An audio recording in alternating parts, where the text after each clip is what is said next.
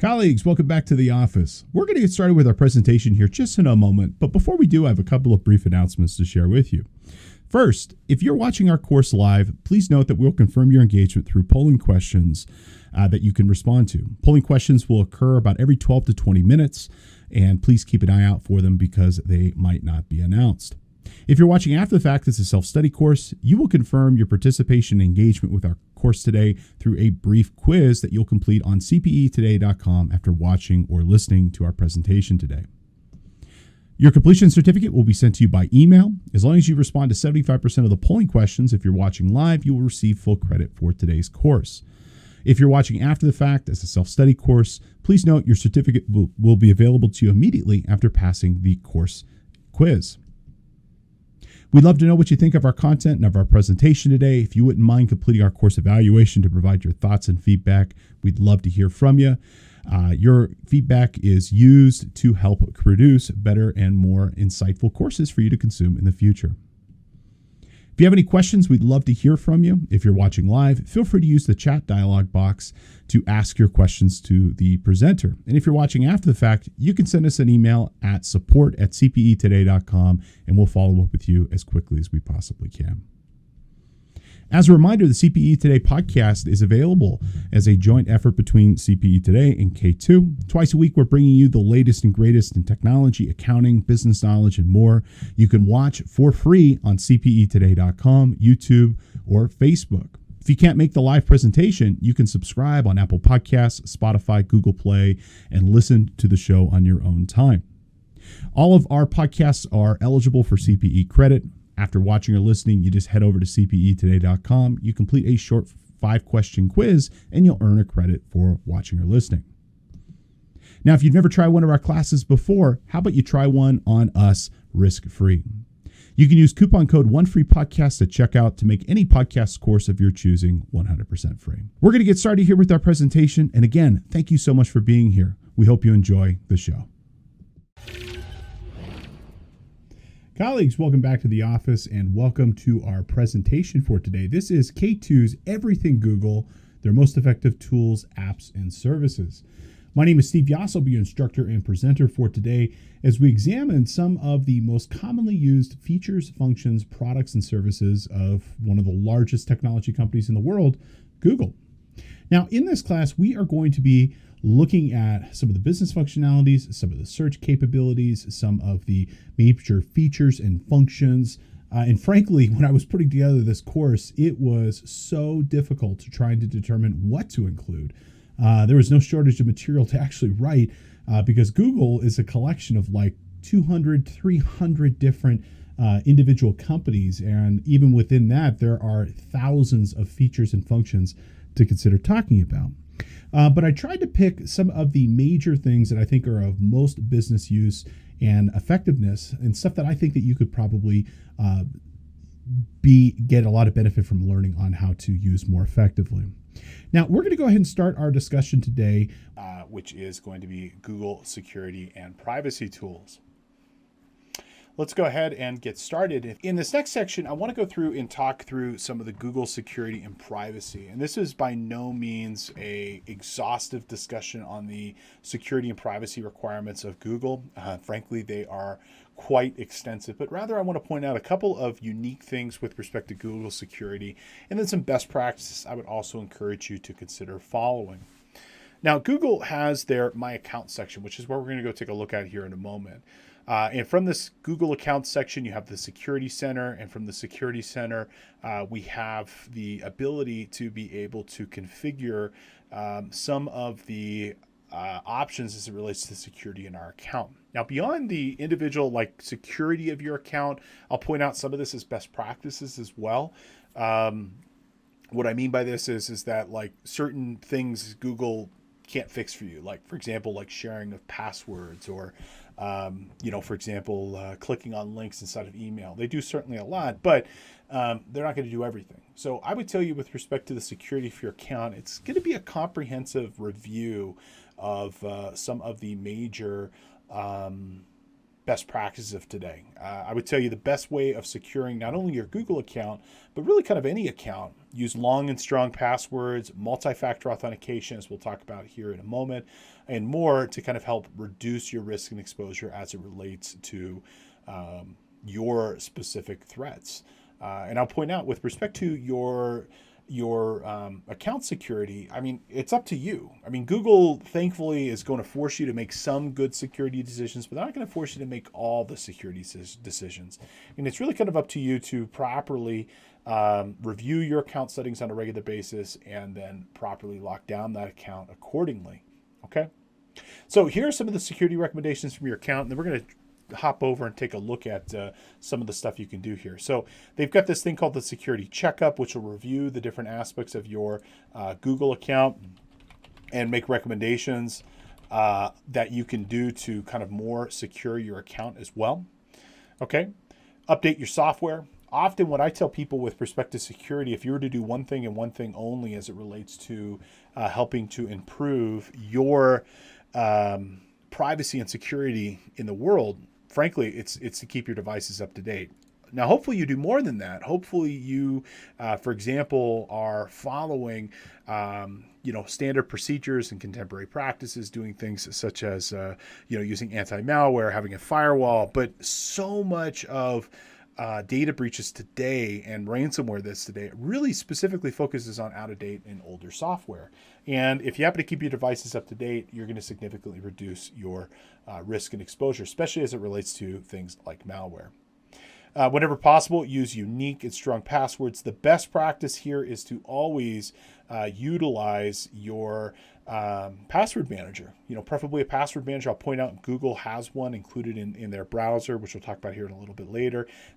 Personally, I don't really recommend using the browser password manager, and I'll explain that a little bit later on. I recommend use a third-party tool like LastPass, Dashlane, RoboForm, KeePass, or something else.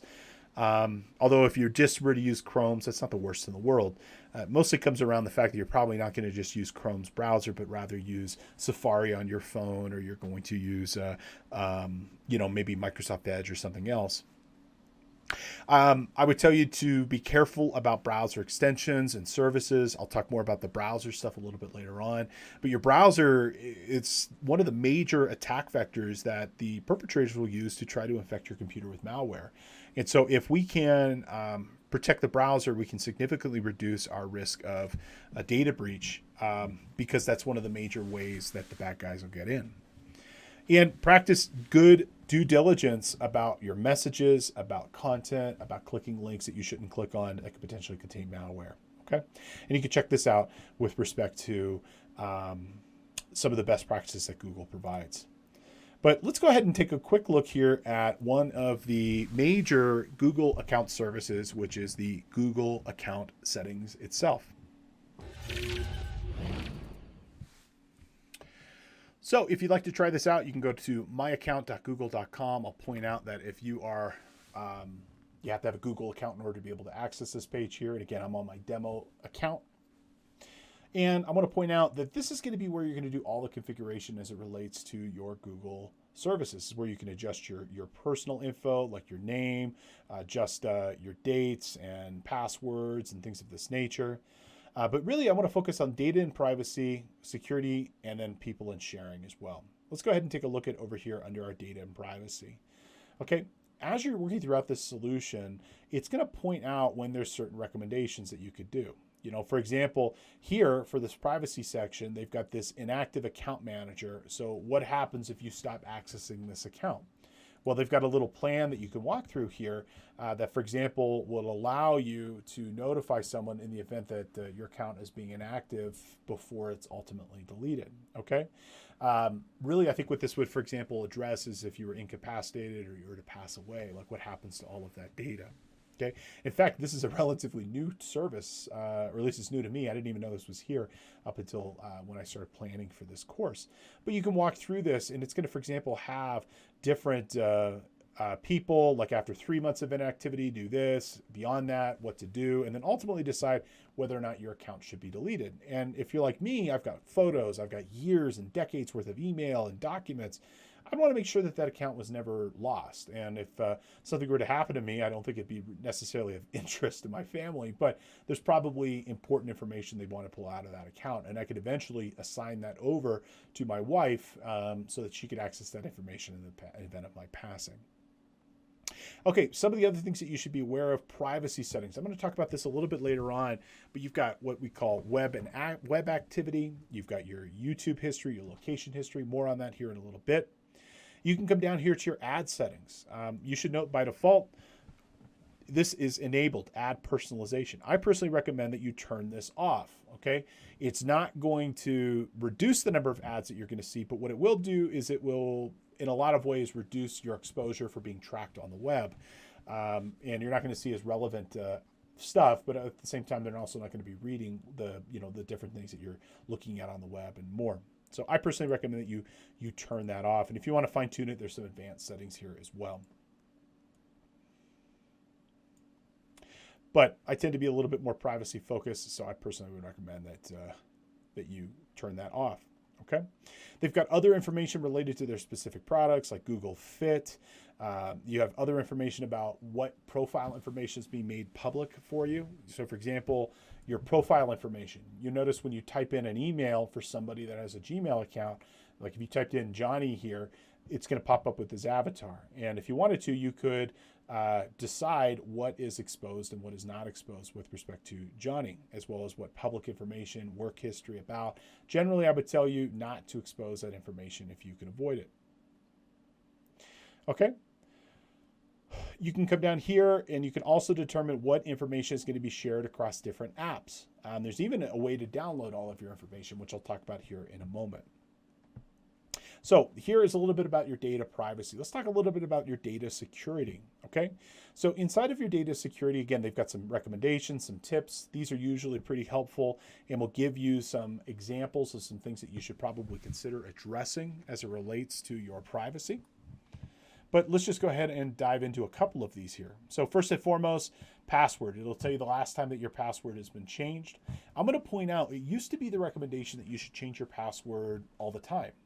In fact, that's no longer the case. If you have a long and strong password and the service that you're utilizing locks you out after a certain number of attempts, like you can try 3 times and it locks you out, or rate limits you so you can only try so many times per day, you actually don't need to change your password as frequently.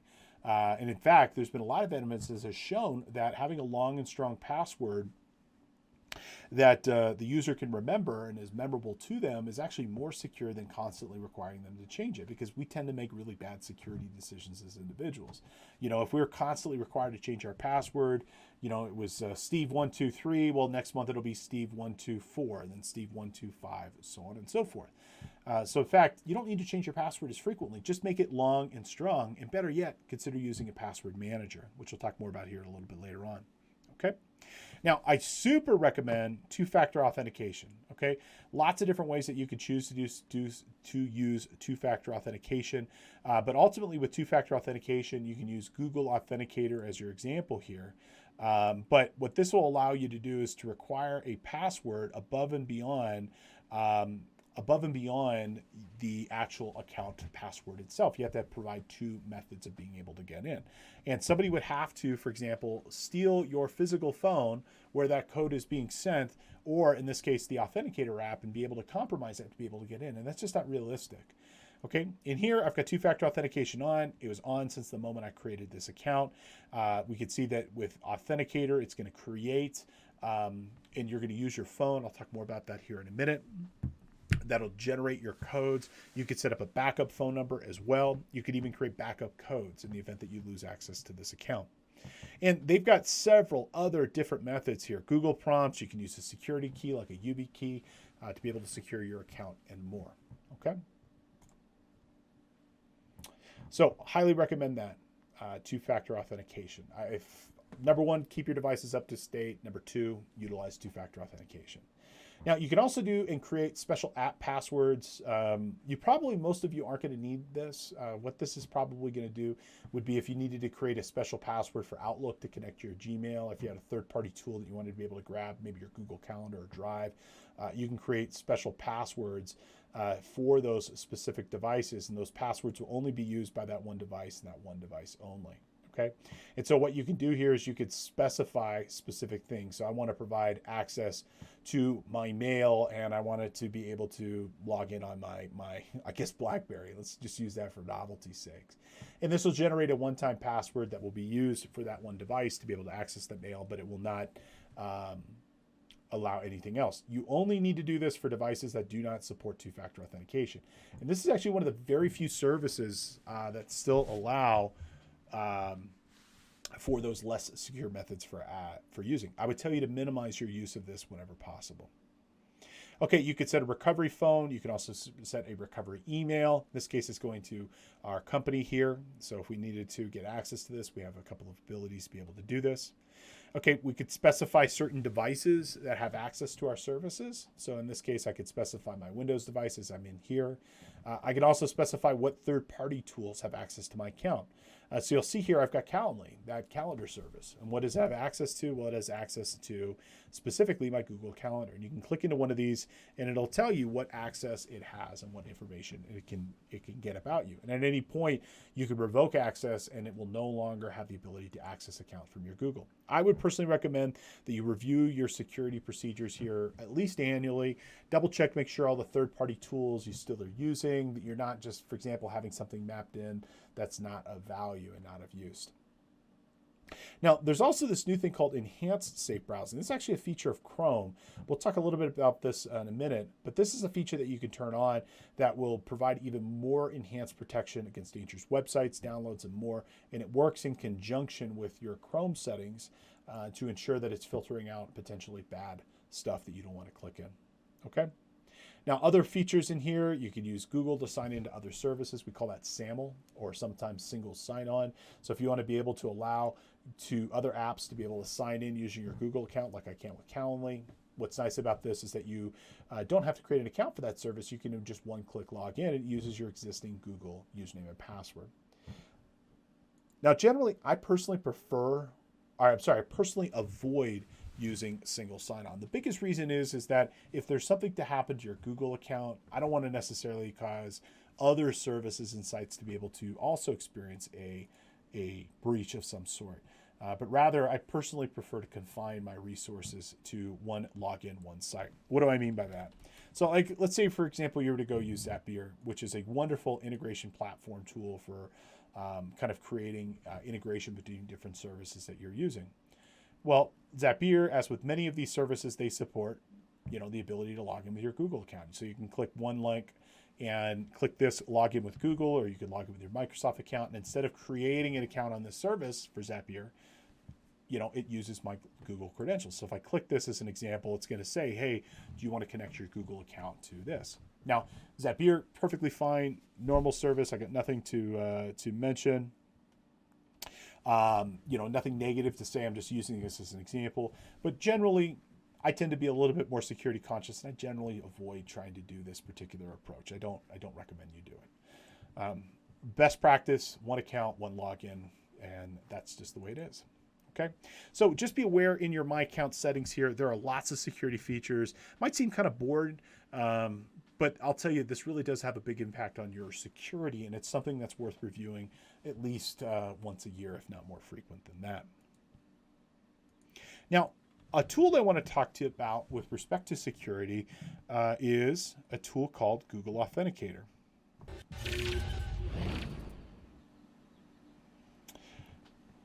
Now, Google Authenticator is a service that we can ultimately use to provide two-factor authentication from our Google account to any other service. Now, Google Authenticator is a Google product, but it is by no means only restricted to utilizing Google services. You could use this tool, for example, to provide authentication to Microsoft 365 or really any other website that requires two-factor authentication. And what this tool does, it allows you to scan a QR from a website that'll say enable two-factor authentication. It'll usually pop up a QR code. You scan it with your phone, and then the phone will then be linked to that account, and then you can generate your codes with respect to that device. So Google Authenticator is one of many products in this particular realm. Personally, I use LastPass because that's the password management tool that I use. They all principally work off of the same thing. So with respect to this, I've just got hundreds, and I shouldn't say hundreds, probably about 100 or so Google accounts listed here. 100 or so two-factor accounts that are listed here. And when I want to go log into something, I open up, in this case, LastPass Authenticator, but Google Authenticator works the same way. And I just browse to the site, and it'll give me like a number here, so it might say, in this case, 636472, and I'll look at that number on my phone, and then I'll type that number into the website, and it'll allow me to get in. Okay. Most of us, I think, are pretty familiar with two-factor now, but the reason this is so much more secure is that with a password could be easily stolen through any number of methods, whether it be, for example, a data breach, or, maybe you fall victim to a phishing attack and you accidentally expose your password to somebody else. And that can happen. I mean, that happens quite regularly. The reason two-factor authentication is so secure is that you'd have to not only have the password, but the physical phone where that two-factor code is either being generated by Google Authenticator or sent by text message. Now, if you could choose between text-based two-factor where they text you the code, or Google Authenticator, or Microsoft Authenticator, or LastPass Authenticator as an app, generally I would tell you it's better to choose the app approach for lots of reasons. First and foremost, it works whether you're connected to the network or not. Like, if you're on a plane or you're outside of cell reception, you're not going to get that text message. But if you have the Authenticator app, it'll work regardless if you're connected to the internet or not. And frankly, it's just a better experience overall. But Google has their own. It's called Google Authenticator, and it's definitely worth a look. Now, another kind of cool tool, this is really kind of to maybe show you the quantity of information that Google has about you. You can actually get a copy of all your Google stuff. Google has their Takeout option, which allows you to be able to export a copy of all the content in your Google account. You can either back it up for your purposes, or you can take it outside of Google and go get set up somewhere else. You can extract all of your emails from Gmail, all of your documents from Docs, download all your files from Drive, all in one place, and then ultimately use that information elsewhere if you so desire. The data can be downloaded directly, or can even be migrated to other cloud providers such as Dropbox, OneDrive, Google Drive, and the like. And I use this as a way of really kind of just backing up my account. In the case that, for example, like my account, if I were to lose access, I still at least have a copy of that data. And from the Takeout option, this is a way that you can be able to back it up. Or if you're not happy with Google and you want to, go your separate ways, this is a way that you can go ahead and do so. Let's take a look at it.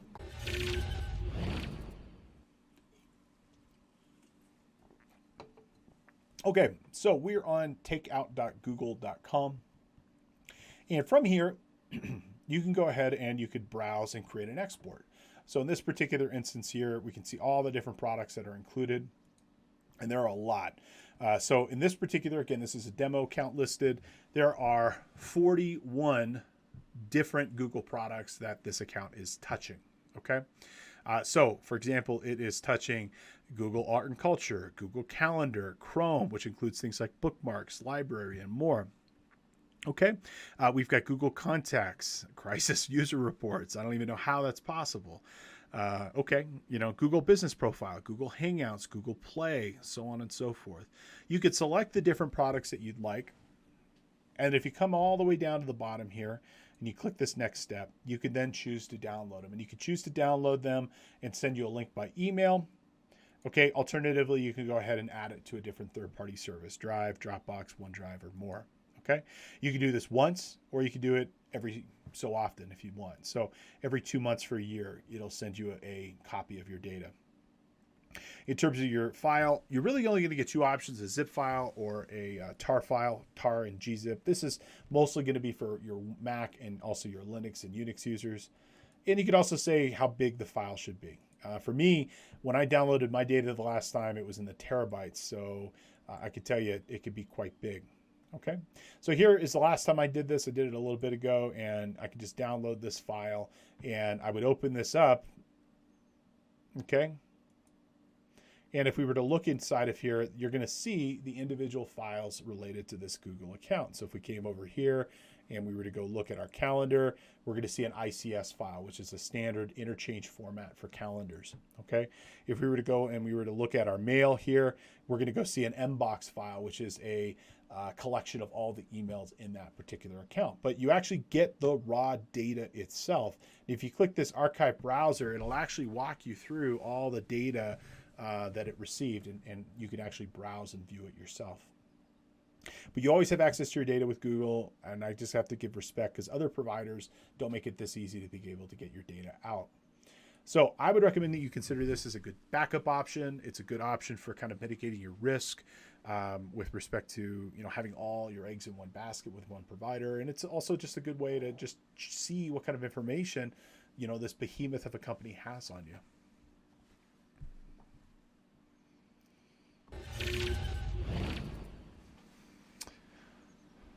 Now, another utility service that might be useful for you to know would be the ability to see your activity in your timeline within Google. Google tracks everything. We call it telemetry data. This telemetry data is being used for advertising purposes, it's being used for tracking purposes, and more. And there's two different types of data you should be familiar with. There's your account activity data, and then there's also your physical location data. Okay, so the first one we're going to take a look at is myactivity.google.com. This is going to show you everything you've ever searched for. And Google positions it from the perspective of, look at all this historical information, rediscover things. In reality, they're using this to create a marketing profile to show you more relevant ads that you may click on. Okay, and they also have the timeline tool. Anytime you search for something in Google Maps, you upload a picture to Google Photos, it tags the location and it knows where you are. Okay. Again, I'm on a demo account here, so it's not going to be as robust as you would see like on my personal account, but there's still a fair amount of activity on these accounts. And I will point out that a lot of these activity tracking and location tracking, these are on by default. And unless you tell it not to, it's going to track your activity and it's going to go ahead and track your location. Okay. So just be aware that some of these services, and I'm not 100% familiar with exactly which ones are on by default or not, but I don't really think they're doing you any favors by improving or limiting the scope of what they're tracking. So just be conscious of that. Okay, so we're in here with myactivity.google.com. And from here, we can go ahead and we can see that web activity is enabled, location history is enabled, and YouTube history is enabled. So it's tracking the things I'm searching on the web and my activity within the Google Apps itself. It's tracking where I'm moving. Kind of scary, but we can turn this off. And then it's also tracking the YouTube videos that I'm watching. And so if we scroll down here, this is actually showing all of the search activity of the things that we've gone to. And you've noticed every single site that I brought up for you, they're all listed here. The Google security check, the Calendly, Zapier, emails. You can see that it's searching for this, the date and time. And if we click on this, it'll actually show you what service, what app, and what you did. So just be aware. Now, you can also delete individual pieces of feedback. You can delete your history. So if you don't want to keep it that long, you can certainly go ahead and do so. Okay, so if you want to be able to limit the scope, you can. Now, the other option here is this location history. Location history will allow you and show you where your different devices are at any given time. Okay, we can go over here and check out. This is a website called timeline.google.com. And if I were to show you on my normal website, or I'm sorry, on my normal Google account, you'd actually see all little pins here in the United States of everywhere that I've been, and pictures and Google Map requests and things of this nature. You'd kind of see everything, and you could actually go back in time with respect to that. You can actually view and browse everything, So if you don't want this, what I would tell you, you got to turn these features off. And so in this particular instance, you can come down here to manage your location history. And in this instance, you can go ahead and turn this off. or pause it, and it'll no longer track your physical presence. Likewise, if you don't want to track your browser history, you could turn that off as well, so that it doesn't keep that information. So most people don't know these features are here. Most folks don't know the amount and the extent at which Google is tracking what you're searching for on the web, what you're looking at on the web, how long you're on the web, and more. Let's go ahead and have a review question. What is a great way to strengthen the security and privacy of your Google account? Okay, so what are some things that we could do to strengthen our privacy? Well, okay, what about using a password that's 5 to 10 characters long and only contains lower characters? I would say no way, Jose. With respect to that, it would not be a good option. That is not long enough and is not nearly complex enough. A password's strength is directly correlated to its length and complexity. So the longer and more varied it is, the stronger it would be. So I would recommend at this point in time, if it's going to be a password you remember, make it at a minimum 15 to 18 characters long, if not longer. And if even better, use a password manager like LastPass, Dashlane, KeyPass, Zoho Vault, and others, and you never have to think about it to begin with.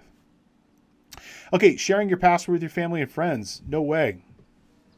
With respect to this, we want to ensure that our passwords are confidential, and that a big piece of that security comes from not sharing it with other people.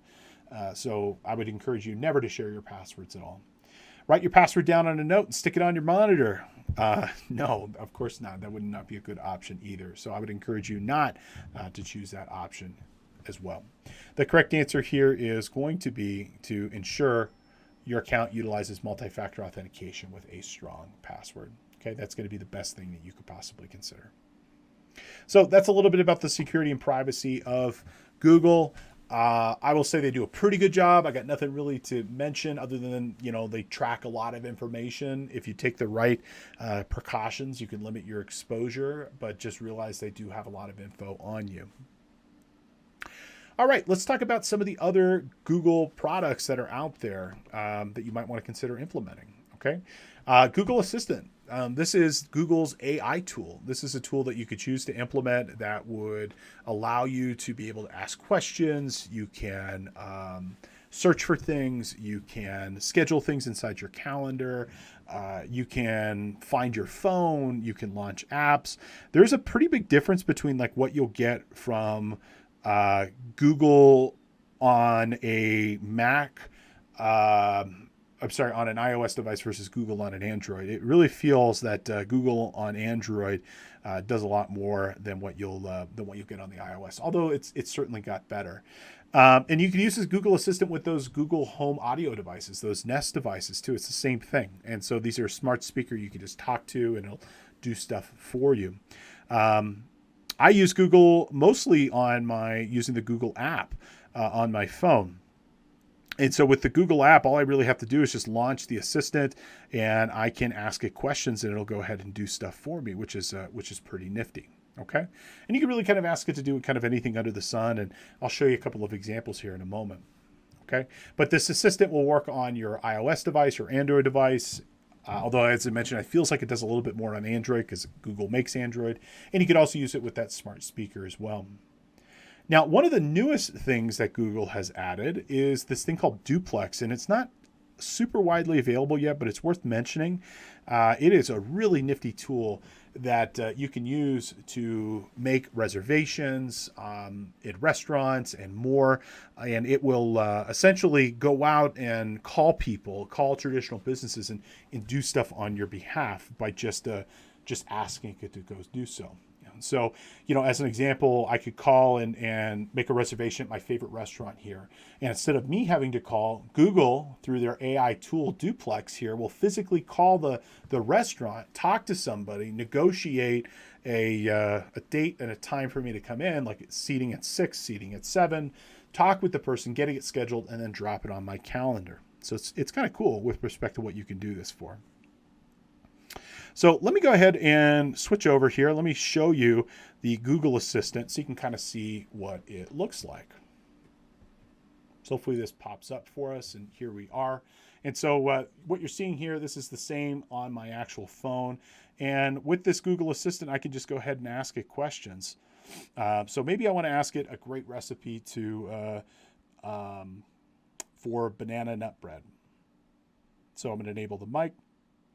Can you give me a good... Okay. I need a good recipe for banana nut bread.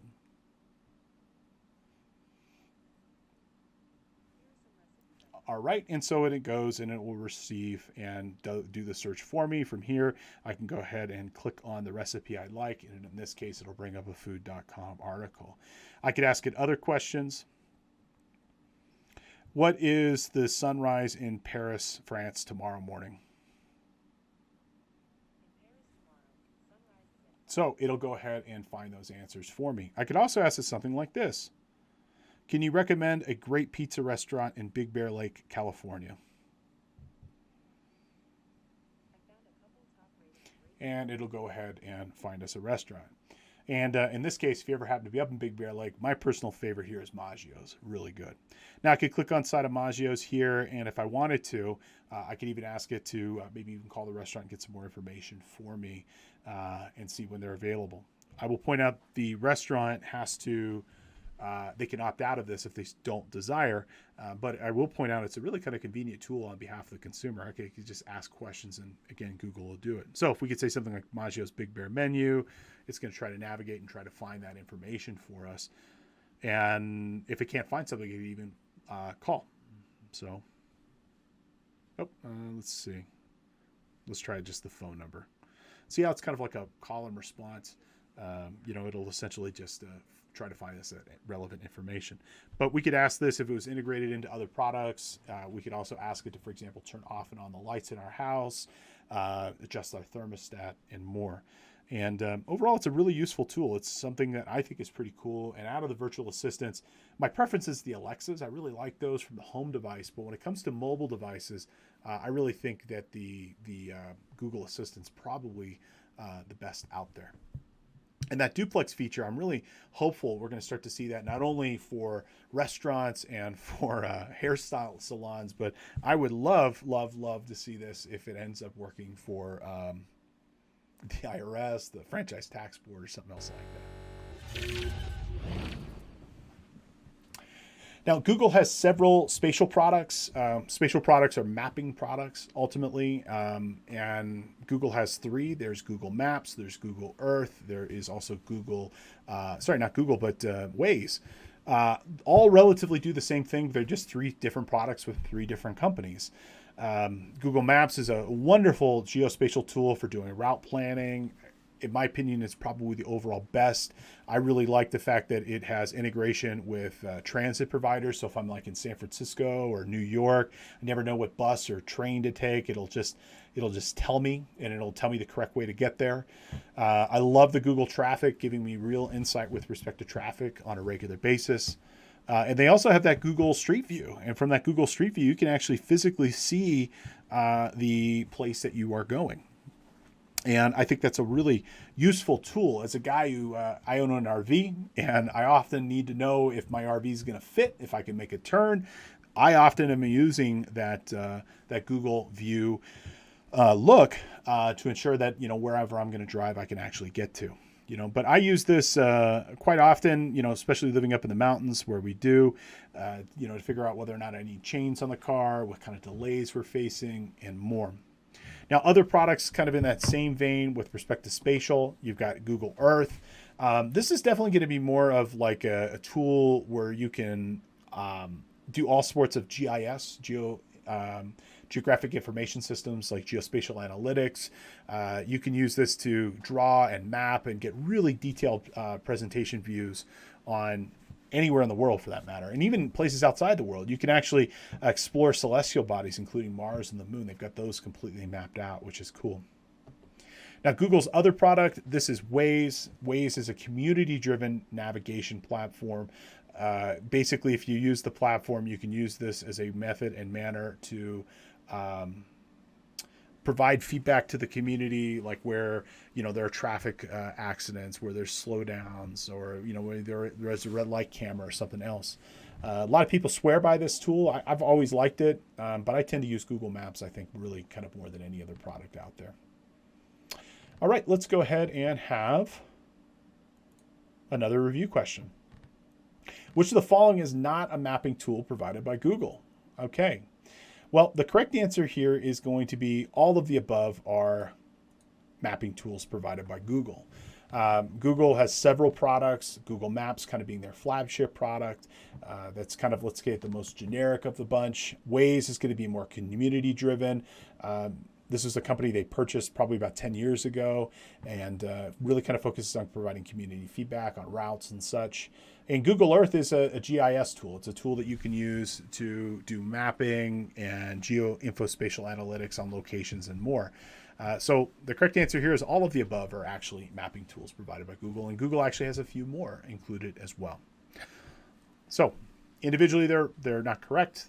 The correct answer is all of the above. Now, Google also makes the most widely used internet browser. Okay, the Chrome web browser is definitely the world's most commonly used internet browser. I personally love it. It's my browser of choice. And in fact, even if you're not using Google Chrome directly, if you're using, for example, like Brave or using Microsoft Edge, in fact, you're actually using Chromium, which is the underlying technology that powers Chrome. Chromium is a open source browser tool that you can use that will allow you to be able to surf and browse the internet. Now, Google makes a commercial version of this, which is Google Chrome, but Microsoft Edge actually is also built on that same underlying technology that Chrome is built on. And so they're effectively brothers to each other. Maybe not brothers, let's say cousins to each other. And so there are a lot of tools and a lot of browsers that are actually 100% based off of Chrome. Now, Chrome is open source, meaning it is the source code that makes the application itself is publicly available. Anybody can download a copy of it and modify it to its heart's content. And in fact, that's exactly what Microsoft does. Microsoft takes the open source version of Chrome and then they modify it, and that's how they make Edge. Now, I like Chrome because of the integration with the Google account. I like Chrome because I think it's a fast, efficient browser. And I will also point out it is by far the most widely used browser. As a software developer, I can tell you when I build software, we want to build stuff to the devices people are actually using. And so we tend to optimize our code to work best on Chrome, and as do a lot of developers. And so you're probably going to end up finding a lot of tools work better on Chrome than they do on other browsers. And that's pretty much to be expected. So it's a free tool. It's a great tool, really efficient to be able to use. It's fast, and overall, if you're looking for a good internet browser, this would be my top recommendation. Now, one of the other really cool things with Chrome is that it is extendable, meaning you can add additional tools and plugins and features to it to make it do more than what it initially was designed to do. You can add extensions. One of such extension that I really love is this extension called uBlock Origin.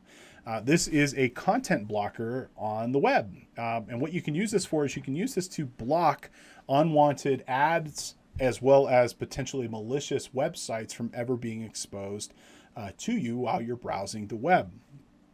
Now, uBlock Origin is solely focused just in Google Chrome.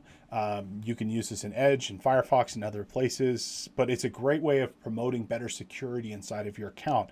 And it's a free tool, okay, that you could choose to use. And it'll just make ads just disappear. And also it will do a really good job of potentially blocking malicious websites too from ever being exposed to you as you work. Now, to utilize this, really, you just got to go to the web and you got to search for uBlock Origin and add it to Chrome. So let's go ahead and try it out real quick. So I'm on Google here and I've searched for uBlock Origin. It's going to take me over to the Chrome store. Really kind of any of these Chrome tools, they all get loaded in the same way. You basically just go to, in this case, to the Chrome store and you click Add on Chrome. Let me just show you real quick. Let's go to Yahoo as an example, just so you can see what the experience looks like without uBlock Origin. Okay, so in here we can see there's advertisements. There's one here. There's another one here. And if I continue to scroll through the site, those are listed. Simply, we're going to click Add to Chrome, Add Extension. Okay, it takes a second to install. We're up and running. And now we're just going to come back to this Yahoo site here again, and we're going to go ahead and refresh the page. And what I want to point out is all those ads are gone. So if you're looking to it for a way of reducing your risk and exposure with respect to advertising, this is a great way to be able to do so. Now, I'll point out a lot of websites, for example, earn their revenue through displaying ads. So if you want to whitelist certain sites that you want to support, you're welcome to do so. But it's going to not only eliminate ads, it's also going to eliminate a lot of sites' ability to be able to track you. And I can tell you from my perspective, it's an indispensable piece of kit that you need in today's internet world.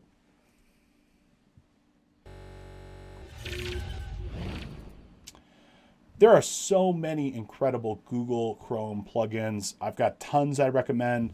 I really like this tool called Grammarly. I've got some information in the presentation you could check out. It's a grammar checker that really works well and effectively for Gmail and any other potential website where you're going to write.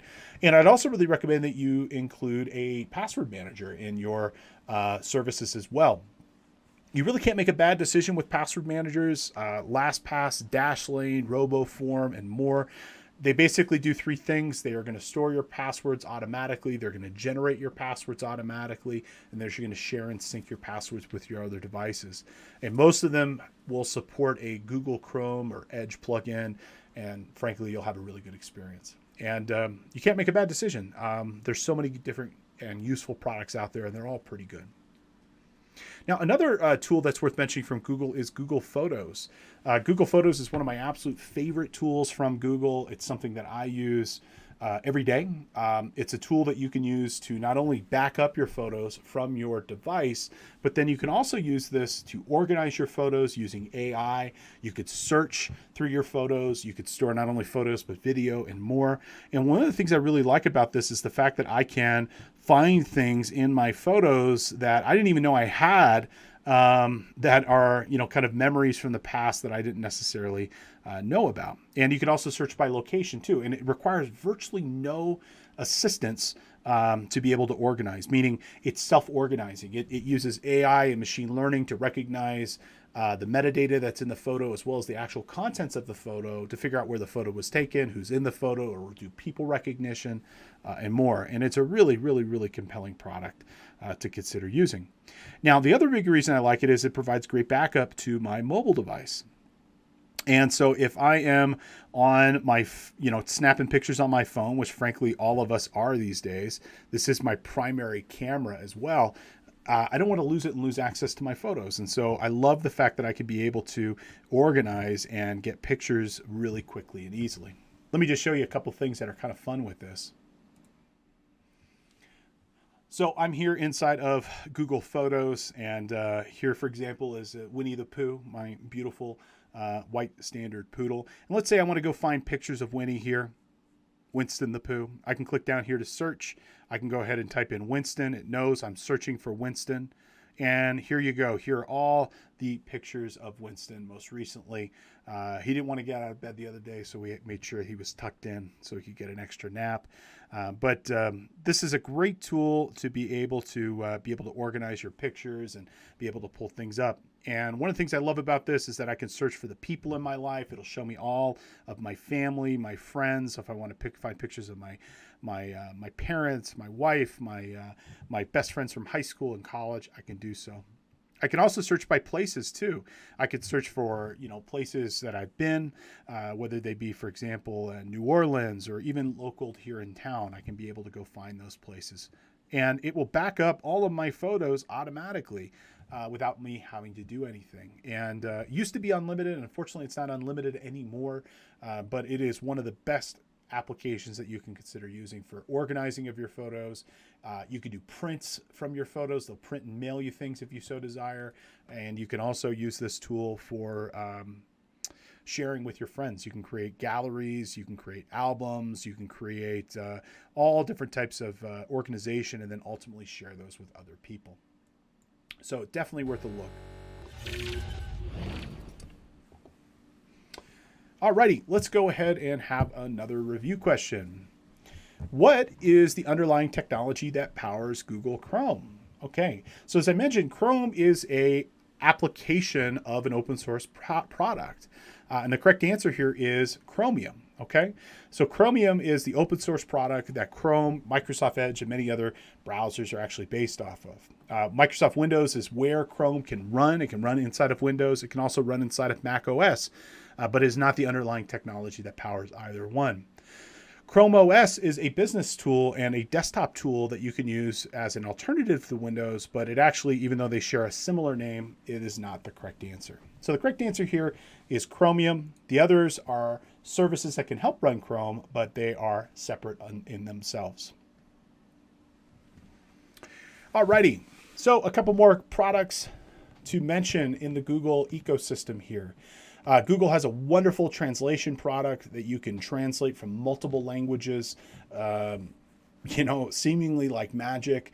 What's really kind of cool about this is it can translate written words. It can translate websites. You can actually use your phone, and I've done this.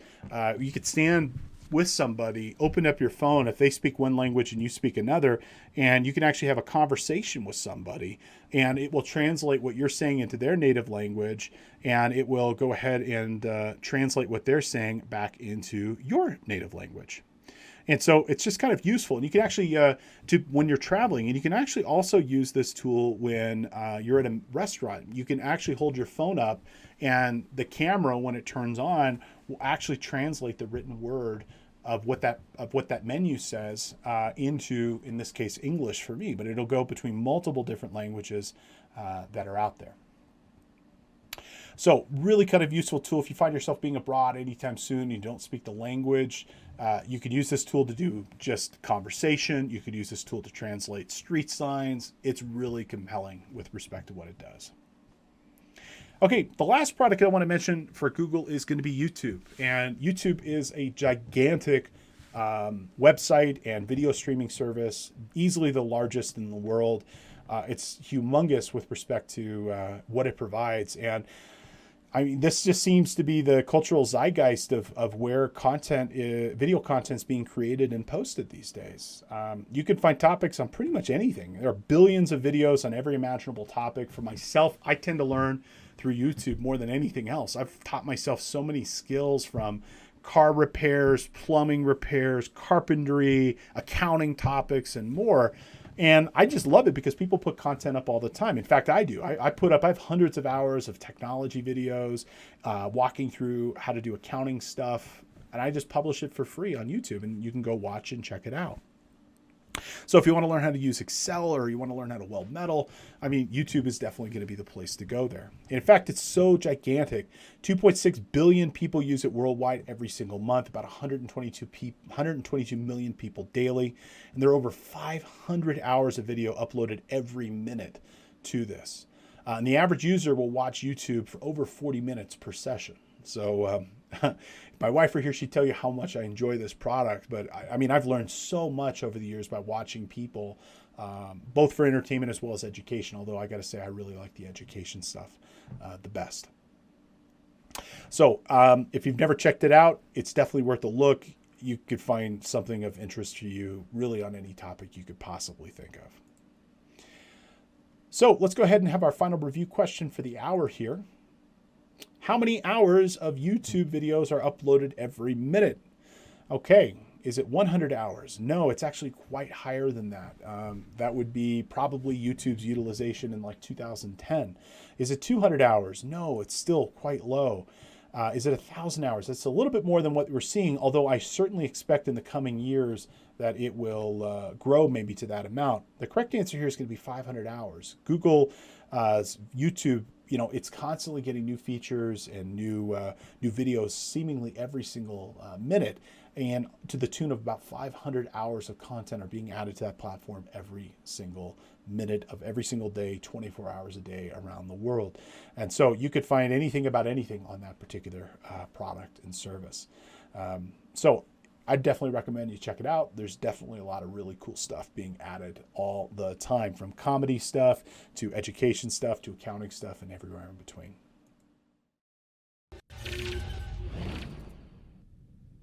This concludes today's presentation. As a reminder, if you're watching or listening to our show on YouTube, Facebook, or elsewhere, you can earn credits by going to cpetoday.com and passing a brief 5-question quiz. If you're a new watcher or listener to our show and you'd like to earn a credit, you can do so for free by using coupon code ONEFREEPODCAST at checkout. You can make today's class or any other class of your choosing 100% free with this code. Please consider reaching out and connecting with us on social media. You can subscribe to our channel on YouTube. You can follow us on Twitter. You can like us on Facebook and more. Feel free to leave us a comment.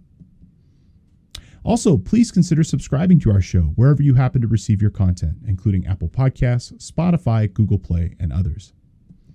Thank you so much for being here. We look forward to seeing you back at the office the next time around.